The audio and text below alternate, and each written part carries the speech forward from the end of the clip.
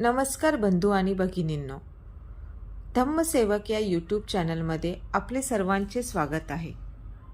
आज आपण नवधम्म चक्र प्रवर्तन या अत्यंत महत्त्वाच्या विषयावर एकत्र आलो आहे.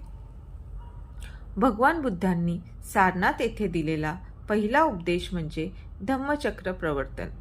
तो उपदेश केवळ धार्मिक नव्हता, तर तो मानवी दुःखातून मुक्तीचा मार्ग होता. आजचा समाज पाहिला तर तणाव खूप वाढतो आहे. मानसिक अस्वस्थता वाढते आहे. द्वेष, भेदभाव, अंधश्रद्धा अजूनही टिकून आहेत. अशा काळात नवधम्म चक्र प्रवर्तन ही काळाची गरज आहे.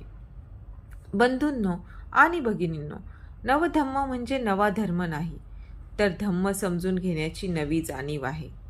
नवधम्म आपल्याला शिकवतो, प्रथम प्रश्न विचारा, विचार करा, विवेकाने निर्णय घ्या आणि करुणेने वागा.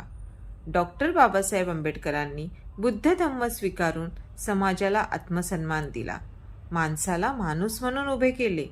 त्यांनी सांगितलेला धम्म पूजापाठाचा नव्हे, तर समता, स्वातंत्र्य आणि बंधुतेचा आहे.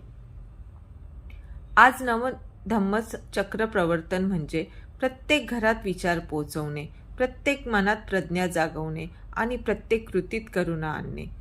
धम्म म्हणजे पळून जाणे नाही, धम्म म्हणजे वास्तवाला समोर जाणे.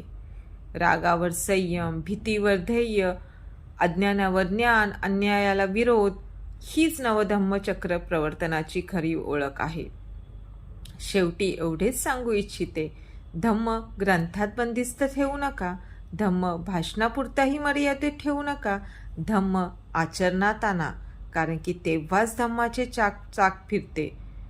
परत सांगते, धम्म आचरणात आणा, कारण तेव्हाच धम्माचे चाक फिरते. जय भीम, नमो बुद्धाय.